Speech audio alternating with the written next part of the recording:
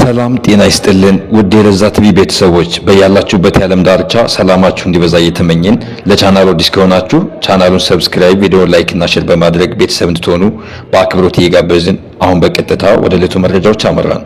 ሰናይ ጊዜ ተመኘን። አብራችሁን ቆዩ።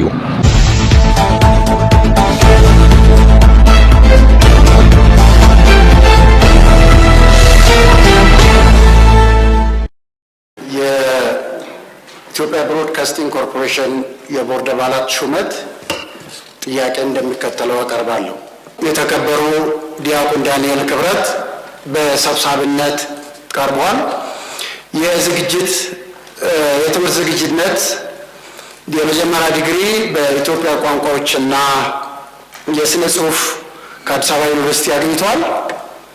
የስራ ልምዳቸው በጋዜጣና በመጽሔት አምድነት በዋና አዘጋጅነትና በአሳታሚ ድርጅት ዋና ስራ አስፈጻሚነት አገልግለዋል።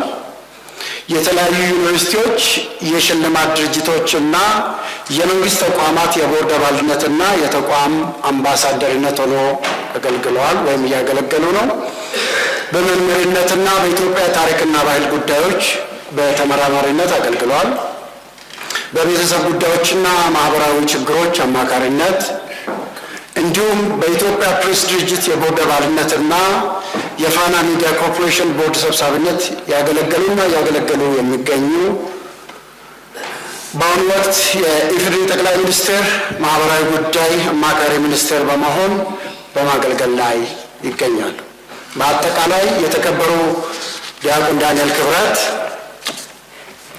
የሕዝብ ተወካዮች ምክር ቤት አባል ሲሆኑ በመገናኛ ብዙሃንና ኮርፖሬሽን ዘርፍ የዳበረ እውቀትና ልምድ ያላቸው ሰው ከ35 መጽሐፍት በላይ የጻፉ በርካታ አርቲክሎችና መጣጥፎችን የጻፉ እንዲሁም በአገር አቀፍና ዓለም አቀፍ እውቅናና ሽልማት የተጎናጸፉ ሰው ናቸው።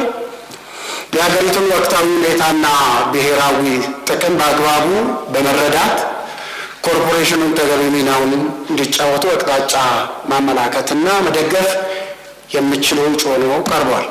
በብዙዎቹ ተሿሚ እንዲሆኑ በቀረቡት ላይ አስተያየት መስጠት ብፈልግም ጊዜ ለመቆጠብ በሰብሳቢ ሆነው እንዲመሩ በቀረቡት በዳንኤል ክብረት በተከበሩ ዳንኤል ክብረት ሹመት ላይ ግን ተቃውሞዬን ማሰማት እፈልጋለሁ። አንደኛ የተከበሩ አቶ ዳንኤል ክብረት የሃይማኖት መምህር ሆነው ረጅም ጊዜ የምናውቃቸው ናቸው። ለአንዳንዶቻችን በወጣትነት ጊዜያችን ጽሑፋቸውን እያነበብን የተማርንባቸው እንዳሪያ የምንቆጥራቸው የነበሩ ሰው ናቸው። ቅርብ ጊዜ የመንግስት ተሿሚ ከሆኑ በኋላ ግን እያደረጉት ያለው እንቅስቃሴ ላሉበት የጠቅላይ ሚኒስትሩ የማህበራዊ ጉዳይ አማካሪነት ማይመጥም በዋነኝነት የጦርነት ፕሮፓጋንዳ አሳላጭና አቀጣጣይ ሆነው አግኝቻቸዋለሁ ብዬ አስባለሁ። በዚህ በጣም አዝናለሁ። ይህ ጉዳይ ባይዘወይ የኔ ጀጅመንት ብቻ ሳይሆን የአሜሪካ ስቴት ዲፓርትመንትም አደገኛና አሳሳቢ ፕሮፓጋንዳ የሚቀሰቅሱ ብሎ ከዚህ አይነት ድርጊታቸው እንዲታቀቡ ብሎ መግለጫ ያወጣባቸው ናቸው። እሱ ብቻ አይደለም። በሰሜኑ ጦርነት ወቅት ሁላችንም የነበርንበት አሰላለፍ ይታወቃል። በዛ ወቅት የቅድስት ኦርቶዶክስ ተዋሕዶ ፓትርያርክ የሆኑትን አረጋዊውን አባት ብፁዕ አባታችንን ለቤተ ክርስቲያን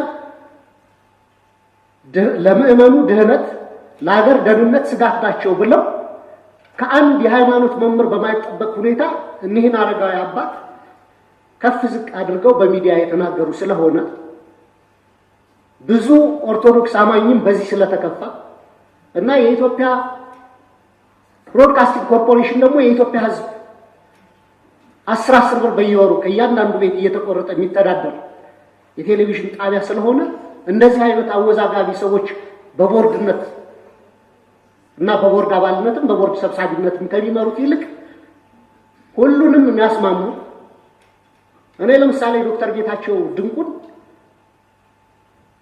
ስልጠናም ለዚህ ምክር ቤት አባላት ተሰጥቷል። በጣም ካፔብል የሆኑ ናቸው። የፖለቲካ አፊሊዬሽናቸውን አላውቅም። በሙያቸው ብቻ ግን እሳቸው ሰብሳቢ ቢሆኑ ፈልጋለሁ። በግል እንደሳቸው አይነት ምሁራዊ ካባቸው የሚያመዝን ከአወዛጋቢነት የራቁ ሰዎች እንዲደረጉ ፈልጋለሁ። የጠቅላይ ሚኒስትሩ የማህበራዊ ጉዳይ አማካሪ ሆነው በኢትዮጵያውያን ማህበራዊ ትስስር ከማጎልበት ይልቅ ማህበራዊ ትስስራቸው እንዲላላ በሃይማኖት፣ በብሔር፣ በፖለቲካ አቋማቸው አወዛጋቢ ስለሆኑ የተከበሩ ዳንኤል ክብረት በአማካሪነት መሾማቸውን የምቃወም መሆኔን ለመግለጽ ነው። አመሰግናለሁ። ሰብሳቢው ከእውቀታቸው በተጨማሪ ለሚዲያ የተወለዱ በሚዲያ ያደጉ በሚዲያ የተጠበቡ የጥበብ ሰው ናቸው። ከዲያቆን ዳንኤል በተጨማሪ የማዕረግ ስም አላቸው። ሙዓዝ ጥበብ የተባሉት የጥበብ መዓዛ የተባላቸው አባቶች ስያሜ የሰጧቸው ይሄንን መነሻ በማድረግ ነው። እንግዲህ 35 መጽሐፍ ቀላል አይደለም። ያውም ትርክትን እንዳያችሁት ትልቅ መድብል ነው እንጂ ዝም ብሎ ቡክሌት አይደለም የሚጽፉት። አንዴ በአንድ ሚዲያ ላይ ቃለ መጠይቅ ተደርጎላቸው ሳዳም 12ኛ ክፍል እንደጨረስኩ አሉ። የታወቀ ሚዲያ ነው። 12ኛ ክፍል እንደጨረስኩ በነበረኝ ረፍት ጊዜ በቤተ መጽሐፍት ገብቼ ከተጀመረበት ጀምሮ እስከ መጨረሻ ያለውን አዲስ ዘመን ጋዜጣ ነበርኩ ሲል እኔ በጣም ተገረምኩ። እኔ አላስበውም። ማንበብ ብቻ ሳይሆን በዛ ውስጥ የሚገኘውን ዕውቀት አጠቃላይ ምን ያህል እንዳላቸው የሚያሳይ ሆኖ ከፕሬስ ድርጅት በተደረገ ለ3 ጊዜ ነው የተመረጡት። እዛም የፋና ብሮድካስቲንግ ኮርፖሬሽን ማለት ኦልሞስት ተመሳሳይ ባለው በቦርድ ሰብሳቢነት የሰሩ ስለሆነ በእውቀትም በልምድም በቂ ሁኔታ አላቸው። ሆኖም ለየት ያለ ሀሳብ ከተከበሩ የተነሳን ጉዳይ በተመለከተ እኔ በጣም ገርሞኛል። ለምሳሌ ከተነሱት ሀሳቦች ጦርነት አሳላጭ፣ በሰሜኑ ጦርነት እንደዚህ ነበሩ። በሰሜኑ ጦርነት እኔም እሳቸውም ግንባር ድረስ ተናጋሪው ከግንባር ድረስ ተሰልፈናል። ያን ጊዜ ሳይነገር ዛሬ ላይ በሰሜኑ ጦርነት የአሜሪካ ስቴት ዲፓርትመንት በሰሜኑ ጦርነት ጊዜ ከማን ጋር እንደቆመ እናውቀዋለን። አሁን አስተላለፋቸውን ኢትዮጵያን ሊያፈርስ ኢትዮጵያን ሊበትን ዛሬ ሰላም ላይ ሆነን አይደለም መነጋገር ያለብን። ያስታውሳላችሁ የምክር ቤት አባላት አዲስ አበባ ሱሉልታ ላይ ስልጠና ልንጀምር ስንል ኮምቦልቻ ተይዟል ተብሎ የተከበሩ አፈ ጉባኤ ያስታውሳሉ። ክቡር ተናጋሪው ጭምር ናቸው። ይሄ ስልጠና ቀርቶ በዚህ ወቅታዊ ጉዳይ እንወያያለን ቅድም የተናገሩት የተከበሩ ናቸው። ጊዜ መሰጠት የለበትም ያሉት።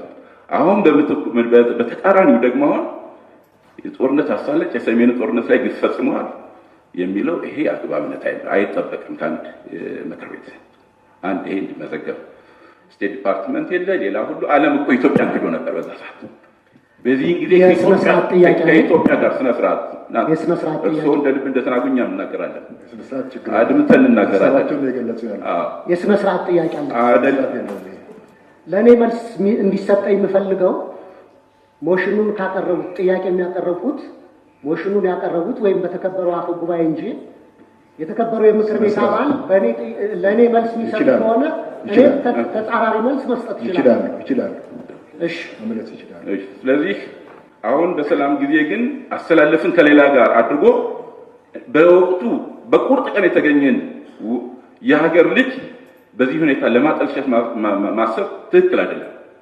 አንዴ ነው። ሁለተኛ ብፁዕ አባታችን ብሎ ፓትርያርኩን ያነሱ መጀመሪያ ስነ ስርዓቱ ብፁዕ አይደሉም፣ ቅዱስ ነው በቤተክርስቲያን ስርዓት። ብፁዕ ማለት ማውረድ ነው የፓትርያርኩ ስም። ሁለተኛ ስለ ቅዱስ ፓትርያርኩ ይሄ ምክር ቤት እንዲያውቅልኝ የምፈልገው እኔም የቤተክርስቲያኑ በወቅቱ አገልጋይ ስለሆንኩኝ ፓትርያርኩ በሚመረጡበት ጊዜ ከ13ቱ አስመራጭ ኮሚቴዎች አንዱ ነኝ።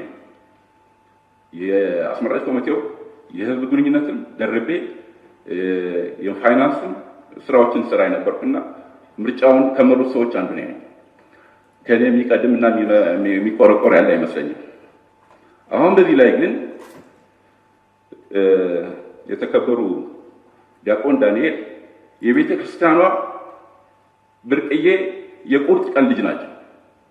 በቤተ ክርስቲያን አባት ላይ ይህን ያደርጋሉ ብሎ ሲቀርብ በትክክለኛ አውድ መቅረብ አለበት።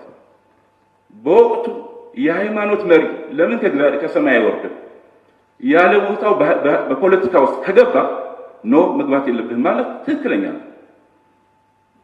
በወቅቱ እኒህ አባት ሰዎች አሳስተዋቸው በሰሜኑ ጦርነት 120,000 ሴቶች ተደፍረዋል ብለው በሚዲያ ተናግረዋል። 120,000 ዓመት ሙሉ ቢሰራ ይሰራል። የተሳሳተ መረጃ። አሁን እኮ አለ ኦዲዮ ተጽፎ የተሰጣቸው እኒህን አባት 120,000 ብለው ነው የተናገሩት። ከዚህ አንፃር ይሄ አግባብነትን አገርን የሚያፈርስ ነው እንደ አንድ ሃይማኖት አባት ብሎ ማስተካከያ መስጠት እንደ ቤተክርስቲያን ልጅነቱ በወቅቱ እንዲያው ትክክለኛ የቤተክርስቲያን እውነት ነው። አሁን ይሄ እንግዲህ ይሄን የተናገርኩት እና በሌላው የሚዲያ ፍጆታ እንደሚሆን አውቃለሁ። ይሁን እኔ ከእውነትና ከእውነት ጋር ቆማለሁ። በዚህ አንፃር እንዲያው የኢትዮጵያ ብሮድካስቲንግ ኮርፖሬሽን ለመጀመሪያ ጊዜ ትክክለኛውን ሰብሳቢ አሁን አግኝቷል። አመሰግናለሁ።